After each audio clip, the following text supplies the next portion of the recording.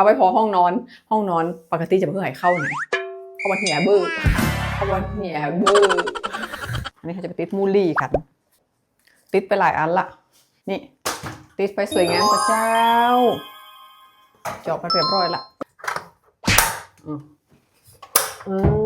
นี่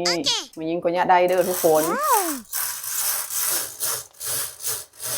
ดูดีมา300%เลยทุกคนนี่นะเจ้าจากเดิมตะกี้เขาติดมูลี่แล้วเป็นในของเจ้าดูไฮโซหรูหราขึ้นมาทันทีมูลี่ไม้ไผ่นะเจ้าช่วยเปลี่ยนบ้านเฮาให้เป็นมินิมอลได้นะเจ้าใส่บ้านน่ะเลือกสีเข้ากันนะมันดูสวยงามดูหรานะทุกคนราคาก็บ่สูงนะทุกคนเนี่ยถ้ามันสูงมันหลบมาซื้อหรอกพี่นี่เดี๋ยวปาไปพอห้องนอนปกติจะเพื่อให้เข้าไหนเข้าวันเหี่ยเบอร์เข้าวันเหี่ยเบอร์แต่วันนี้จะปาไปพอบ้านใหม่ยังเหมือนมีเฟิร์นนักเนอะใครอยากสปอนเซอร์ก็ได้นี่นะเจ้าแต่งบ้านหลังน้อยๆขอให้อยู่ในบ้านแล้วมีความสุขกับพอแล้วเจ้าจมงนี่บ่อยากได้อย่างละกินอิ่มนอนอุ่นเหี่ย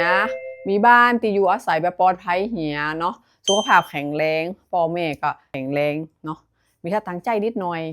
โอเคละไม่อยากใครได้อย่างละตอนเนี้ยอยู่แบบสงบสุขงามกว่าเจ้าเพิ่งใจ